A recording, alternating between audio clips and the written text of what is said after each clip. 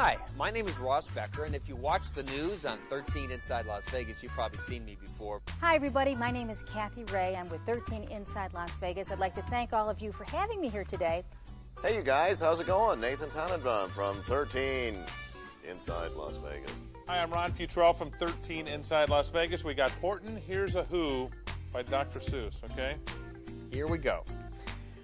On the 15th of May, in the jungle of Newell, in the heat of the day, in the cool of the pool, he was splashing and enjoying the jungle's great joys when Horton the elephant heard a great noise. So Horton stopped splashing. He looked toward the sound. That's funny, thought Horton. There's no one around. Then he heard it again, just a very faint yelp, as if some tiny person were calling for help. I'll help you, said Horton. But who are you? Where? He looked and he looked. He could see nothing there but a small speck of dust blowing past through the air. I say, murmured Horton, I've never heard tell of a small speck of dust that is able to yell. So, you know what I think? I think there must be someone on top of that small speck of dust. Some sort of creature of very small size, too small to be seen by an elephant's eyes. Some poor little person who's shaking with fear that he'll blow in the pool. He has no way to steer. I'll just have to save him because, after all, a person's a person no matter how small.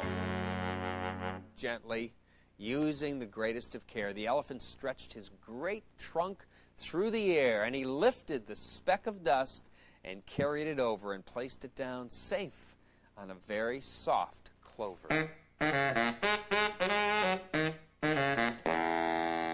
Harumph! Harumphed a voice. 'Twas a sour kangaroo, and the young kangaroo in her pouch said, harumph, too. Why, that small speck of dust is as small as the head of a pin. A person on that? Why, there has never been. Believe me, said Horton, I'll tell you sincerely, my ears are quite keen, and I heard him quite clearly. I know there's a person down there. And what's more, quite likely there's 2, even 3, even 4, quite likely. A family, for all we know. A family with children just starting to grow. So please, please, said Horton, just as a favor to me, try not to disturb them. Just please, let them be. I think you're a fool, laughed the sour kangaroo. And the young kangaroo in her pouch said, me too. You're the biggest blame fool in the jungle of Newell. And the kangaroos plunged in the cool of the pool. What terrible splashing, the elephant frowned. I can't let my very small persons get drowned. I've got to protect them. I'm bigger than they. So he plucked up the clover and hustled away. Through the high jungle treetops, the news quickly spread. He talks to a dust speck? He's out of his head. Just look at him walk with that speck on that flower. And Horton walked, worrying almost an hour. Should I put this speck down? Horton thought with alarm. If I do, these small persons may come to great harm. I can't put it down, and I won't. After all, a person's a person, no matter how small. Then Horton stopped walking. The speck voice was talking. The voice was so faint he could just barely hear it. Speak up, please, said Horton. He put his ear near it.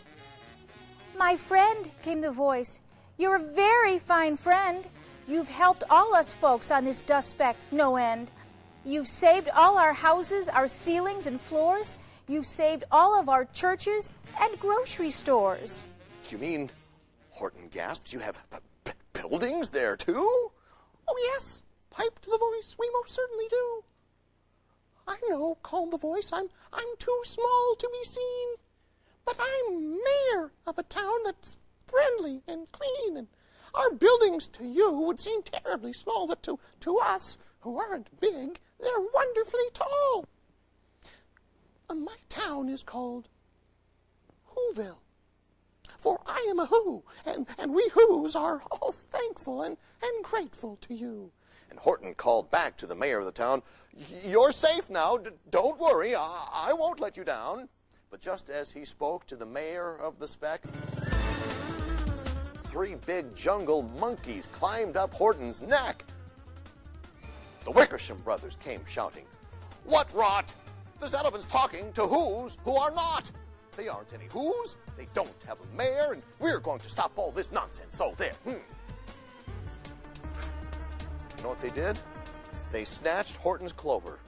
They carried it off to a black-bottomed eagle named Vladikoff, a mighty strong eagle of very swift wing, and they said, "Will you kindly get rid of this thing?" Before the poor elephant could even speak, the eagle flew off with the flower in his beak. All that afternoon and far into the night, that black-bottomed bird flapped his wings in fast flight, while Horton chased after with groans over stones that tattered his toenails and battered his bones, and begged, "Please don't harm my little folks, who have as much a right to live as bigger folks do." But far, far beyond him, that eagle kept flapping, and over his shoulder called back, "Quit your yapping. I'll fly the night through. I'm a bird. I don't mind it. And I'll hide this thing tomorrow where you'll never find it." And at 6:56 the next morning he did, and it sure was a terrible place that he hid. He let that small clover drop somewhere inside of a great patch of clovers 100 miles wide. "Find that," sneered the bird, "but I think you will fail." And he left with a flip of his black-bottomed tail. "I'll find it," cried Horton. "I'll find it or bust. I shall find my friends on that small speck of dust." And clover by clover with care, he picked up and searched them and called, "Are you there?"